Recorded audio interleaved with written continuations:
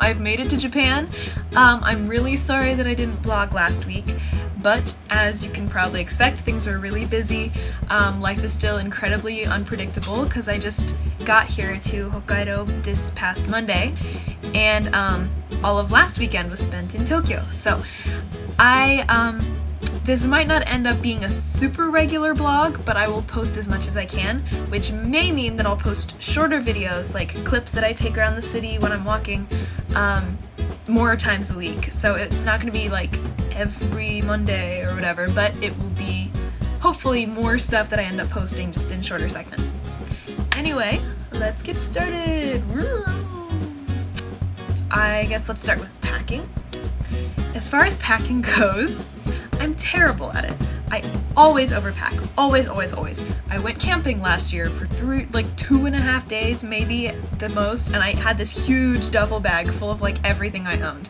I just really don't know how to live without things, so you can imagine that getting, ready for a year of my life in a different country was a little intimidating, and it was, and I definitely overpacked. I brought way too many clothes.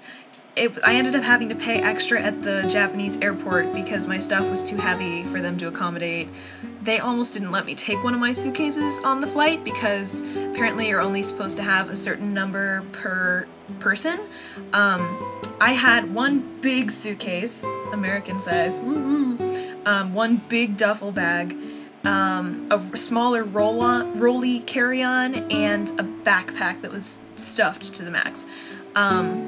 And you are supposedly allowed to check 3 things at the Haneda airport, which is what I took to come up here to Hokkaido, but they total have to be less than 15 kilograms, which mine was definitely a little more than that, a little bit.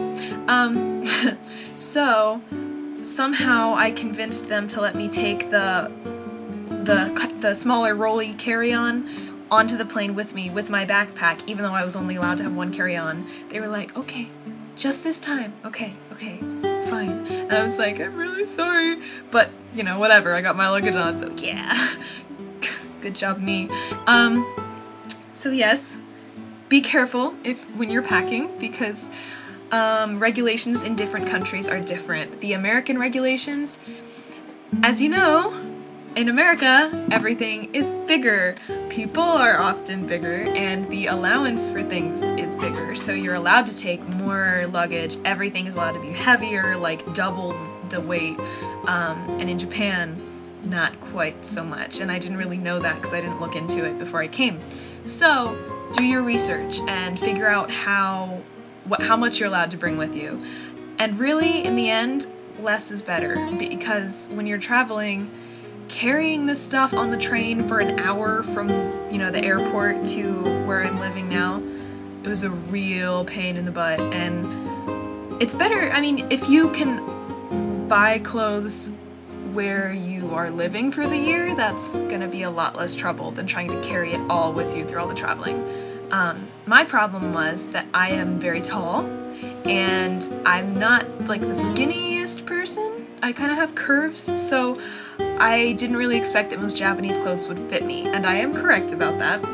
I can't fit in any pants or shorts or anything. They're all either too short or too small, and they don't fit around my butt, so I had to buy stuff in America, and that obviously increased the weight of my luggage. And I had to buy all my shoes in America too, because I have ginormous monster feet, and they don't have my size in Japan. In fact, the biggest size in Japan is an LL size, which can normally fit an American size 8 or 9 maximum, if you're lucky. My feet are an American size 11, so no luck. I just brought all my shoes for the year, and my shoes alone are probably like, I don't know, 10 pounds, so I like clothes and shoes, so yeah. So packing was a bit of trouble, but that's over with, that's done. Somehow it worked out in the end. And the flights, I took a flight from Ohio up to Toronto, Canada, and that was nice, short, simple. I cried a lot on that plane after saying goodbye to my family and friends and stuff. I think everybody on the plane was like, what is her problem? Why is she bawling?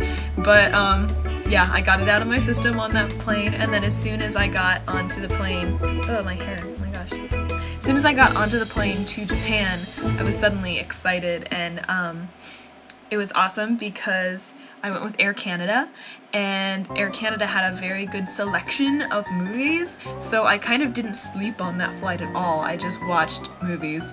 I watched Terumae Romae, starring, what's his face? I don't remember his name. I watched another movie with that same guy whose name I can't remember that was called, Tengoku Kara no Eru.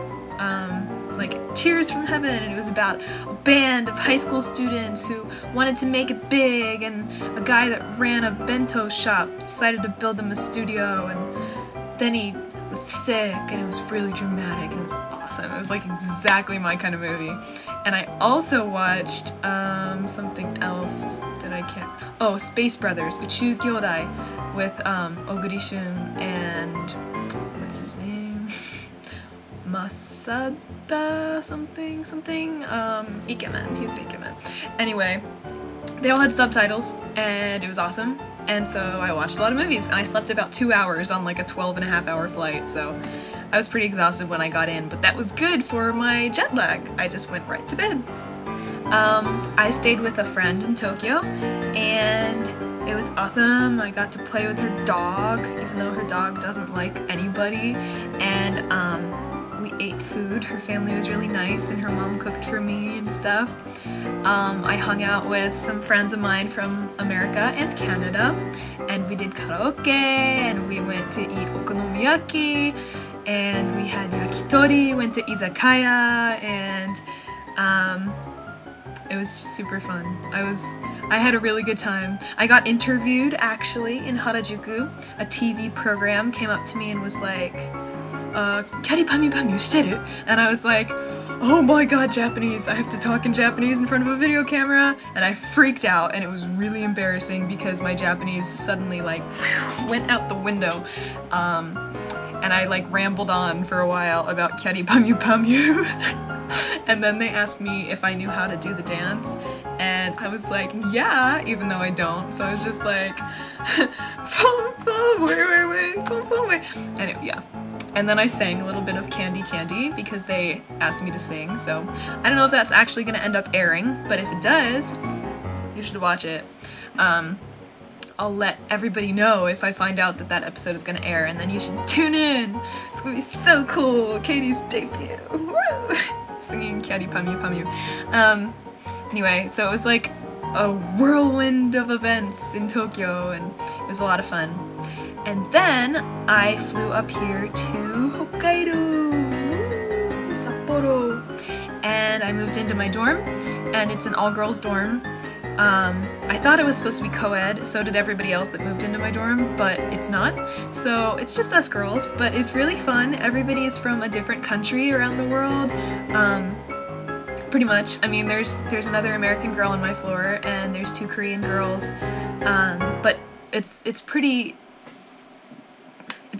good variety. There's a girl from Brazil, there's a girl from France, a girl from China, a girl from England. Woo! It's pretty fun. So we've spent a lot of time together in the dining room, just talking and eating and drinking, and it's a lot of fun. And my program has a lot of international students. It's 52 of us total, and they're students from all over the world, like literally. I think the only continents we're missing are Australia and Antarctica. So we've got some Nigerian students, we have students from all over Europe, students from Kazakhstan, students from Canada, South America, North America, everywhere. And it's super fun. It's a real good mix of cultures, and it's the way I feel America is supposed to be. So I'm like super happy these days because I get to talk to people from all over the world, and I feel like it's gonna present some challenges of people getting along sometimes and cultures clashing a little bit, but everybody can learn a lot from that, I think. So I'm really excited for what this year holds. What else can I talk about? Classes. Classes started last Thursday. We have, the way our classes are set up in this program is that the morning is Japanese classes and then the afternoon is your various etc. blah blah blah classes. Japanese classes haven't started yet. They're gonna start this Friday, I think. Is it? No, next week? Yeah, next week. It's gonna start next week. We have our Japanese placement test this week, and I do not have a lot of confidence that I'm gonna pass into a very high level of Japanese. But whatever, as long as I learn, I don't care. And I'm gonna join clubs, and I'm gonna talk to people, I'm gonna hang out with people, and my Japanese will improve slowly and steadily, so woohoo! Afternoon classes, I've only been to one so far because the only class I had was on Thursday, but it was pretty fun. I'll let you know more about classes when I actually take them. Yeah, so far all I've been doing is hanging out with people and getting to know people, going to some parties that people have thrown, eating a lot of food, walking around Sapporo Station, and just checking stuff out. I haven't done a whole lot of shopping because, as I said, clothes don't really fit me here, and I don't have that much money, so I can't really shop, but I did do purikura a few times, of course. In Tokyo, I did spend a bit of money. I actually, in Tokyo, I went to Arashi's concert in Kokuritsu. Obviously not with a ticket, because that's like impossible. This concert, more than all the others, was impossible to get tickets for because it was only for like 2 days, and all the fans were really upset about it. But anyway, me, along with every other teenage girl in Tokyo, went to Kokuritsu Stadium and just stood outside and listened.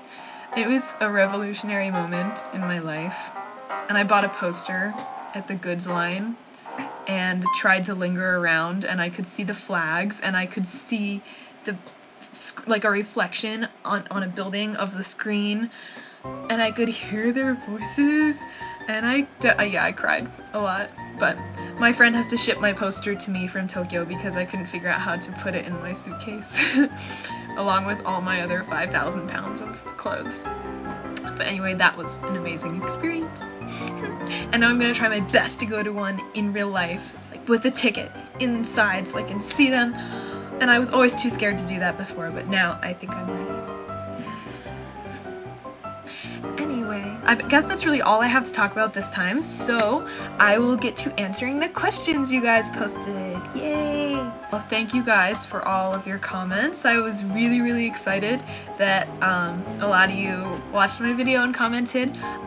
Keep doing it. Keep checking up on me, and send this to other people who you think might be interested, because I think the more people are watching, the more I'm gonna want to post stuff, and the more fun it will be for all of us.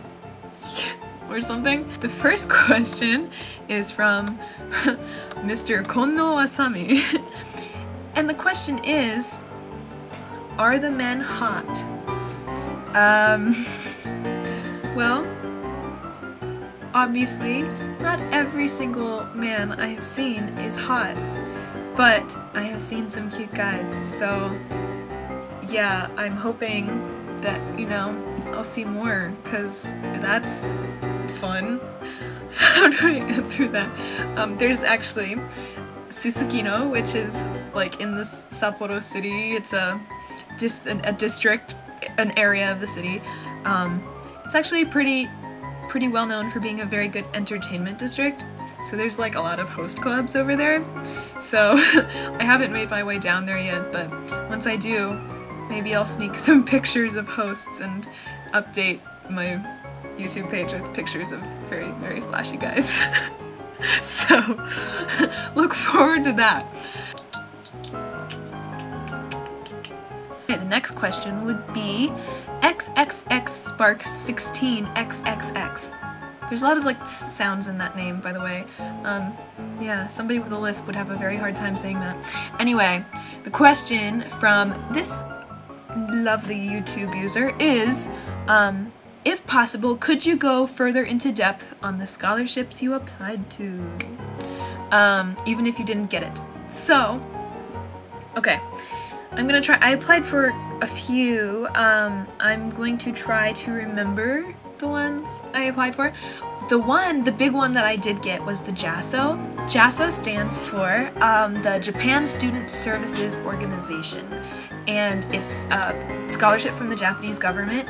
It's kind of a competitive one, I guess, because people from all over the world are applying for it, and there's a reason why. I mean, it's a lot of money. It's a stipend, a monthly stipend, so they pay you a certain amount per month to live here in Japan and study. And I don't even know how I applied for this one. My school, when I applied for the program through my school, there was a sheet on, like a part on a sheet of paper that I was filling out that said, do you want to apply for the JASO scholarship? And my advisor said, absolutely, check the yes box. And I was like, okay, check. And then I think they sent my essay, my personal statement about why I wanted to study abroad. My school sent my JASO application to my Japanese university. The Japanese university picked from the various people that were applying for it. They picked a few people, I guess, as applicants from this university and sent it to the Japanese government, the JASO organization, and then they picked the final recipients. And so then they told the Japanese university, which told my university, which told me. So it was a like step by step, lots of middlemen kind of thing. But yeah, it was, I think, only 5 or 6 of us maximum in this program got it. So far I've only talked to, I think, 2 other people who got it. So it could be less than 5 or 6. It could be like 3. But that one's really awesome. I applied for a lot from my school. My school had a lot of scholarship programs available. So if you check with your school and with your study abroad advisor, they should be able to direct you to good ones at your school. And that's always a good way to go, because there's a lot of like grants that people will give specifically for study abroad that you won't know about unless you look into it. So just ask everyone that could possibly know. Ask the financial aid office at your school, ask your study abroad advisor, ask the person in charge of your language program, ask just anyone you think could have anything to do with it. Just go do lots of Google searches and you'll find a lot of stuff. I also applied for, it was called the Benjamin A. Gilman Scholarship, and with this scholarship you had to propose like an idea that would benefit the community, something that had to do with your study abroad, that when you come back you would do like teach a class about your study abroad experience, or volunteer at a community center, letting people know about your culture that you experienced and stuff like that. Basically just find a way to share what you experienced and help other people with it. So I actually proposed the fact that I would do this video blog and try to help people who are hoping to study abroad too by telling you about my experience, and I also said that I would go and talk to grade schools around my city, hopefully when I get back, if I can arrange that, and try to tell people about Japan, like younger kids, teach them about like the different cultures of the world. So I still hope I can do that, and obviously I'm still doing this video blog, but I didn't end up getting that scholarship. So that one was also pretty competitive. People all over America, I think, apply for that, and I had a couple of friends who also applied for that one and didn't get it. So good luck with that. I hope if you apply for it, you can get it, because somebody's got to get it, right? Yes, it's true. Somebody does have to get it, I think, unless they just don't give the money out. Anyway, other than that, I can't think of specific scholarships I applied for. Mostly I just did a Google search on scholarships for study abroad, and scholarships for Japanese study abroad, scholarships for Japanese studies, scholarships in general, grants, blah blah blah, anything. Just use all the keywords you can think of that have to do with your field of study, and then Google it, and just click on all the links that look, you know, reasonable and not full of viruses, and do it. That's probably really crappy advice, like it doesn't sound like anything, but that's really all I did. So yeah, okay, that's really all I can think of as far as scholarships go. Okay, and the last question comes from Mayaka Sahara. Mayaka Sahara. Mayaka Sahara says, why are you so interested in Japanese and their culture? I'm curious since I'm Japanese. Okay, so, I guess I've been asked this a lot already, just being here for 6 days. I've been asked this at least once or twice every day. The best answer I can come up with for that is that I'm really interested in Japanese culture because it's so different from American culture. America is, like people say, you know, a melting pot of cultures from around the world, people that came to America as immigrants because it's a country made from immigrants. But Japan is still primarily just Japanese people. I mean, obviously there's a lot of history that I'm not going to get into detail about here, but there's a lot of history and different Asian cultures that kind of mixed, but mostly it's a, what's it called? I don't remember the word. There's a good word for this, but mostly it's just Japanese people. There are very few immigrants, at least that live here permanently, at least compared to a lot of other countries. And because of that, it also has a lot of original qualities, I guess. There's a lot of species that are found here that aren't found anywhere else. There's a really strong connection with the culture, the historical culture here, that they still incorporate into everyday life, like electronics and business and entertainment and everything. These days they're becoming more westernized, and they're really at the top ranking of countries around the world for industrial type stuff and for, you know, oh my gosh, I can't talk about serious topics. They're really in charge of a lot of things in the world, and they're a big player, obviously, in the modern economy and in the blah blah blah. They're a big player in the world, but they also haven't lost their culture entirely, and I think a lot of places in the world have really moved into the modern day and age more than Japan has. Japan's done a good job of mixing the past and the present, and classic Japanese type things and Western things, and not really getting it too mixed up that they can't separate it. So that's really cool. I also really just love the language. Like that's the main thing for me. I just love how it sounds. It's a really nice sounding language.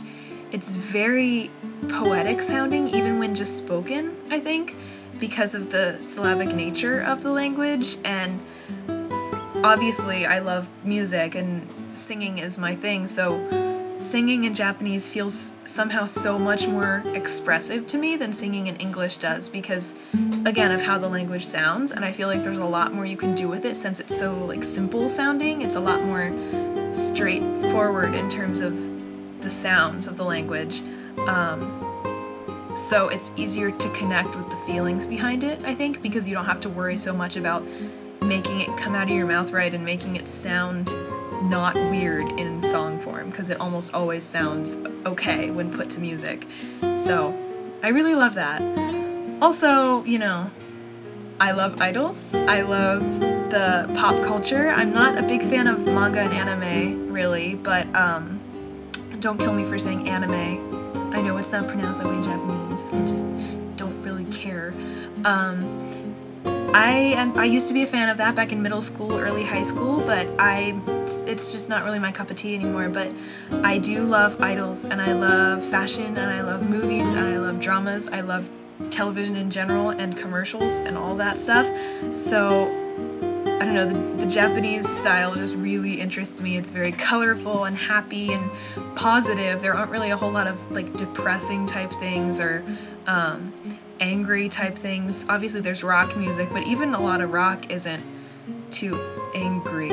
But as far as like pop related stuff goes, that's what I really love. And America doesn't have as much of that right now. You've either got like Disney and I don't know, that whole kind of thing, or you have kind of grungier type things, both visually and sound-wise, and I'm not really into the American way of doing things anymore, like pop culture-wise, and Japan is right up my alley. It kind of reminds me of like 90s girl groups and boy bands that I grew up with, and I love that. I don't want to move on from that, so duh, I like Japanese stuff. So yeah, that's basically that. Idols are what got me into Japanese culture, but along the way I've realized a lot of differences and similarities between Japanese and American culture, and the more I find out, the more I'm interested. So, you know, I realized that this is what I wanted to study and pursue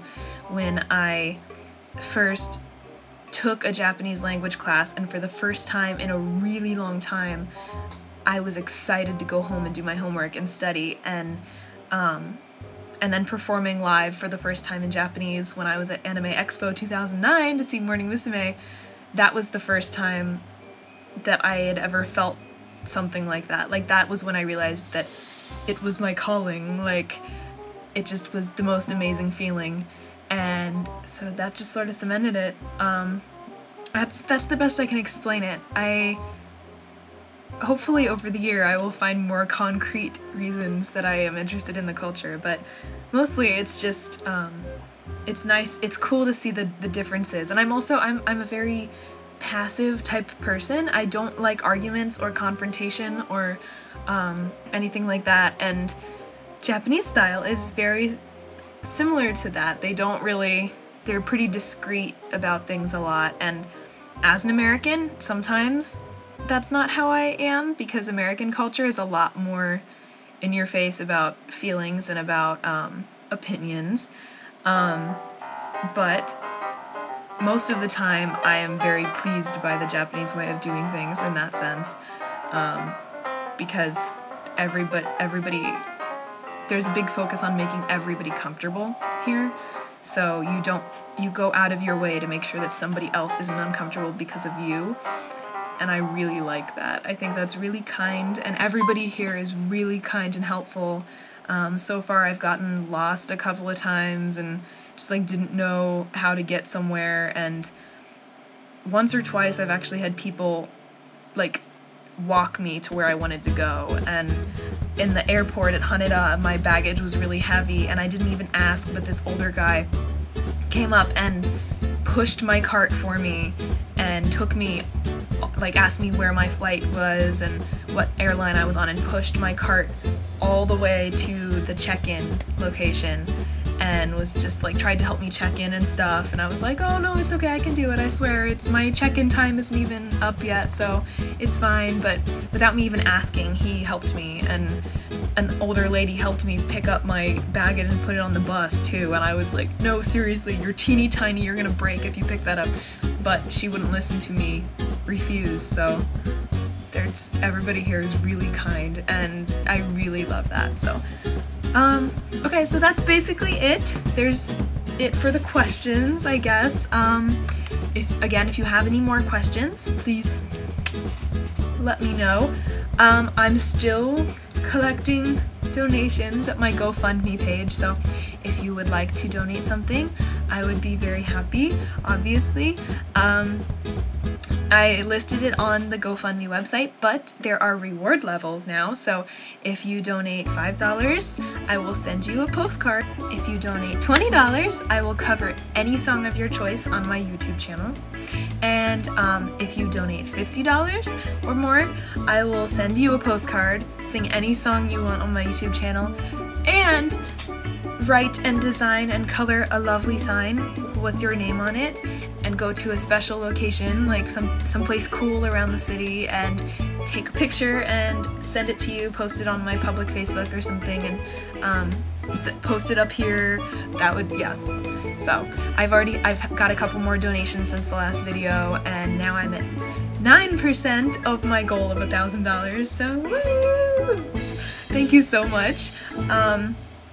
Yeah, so if you feel any kind of desire to help me out, that would be great. If not, you know, that's cool. We all need money, so I got it.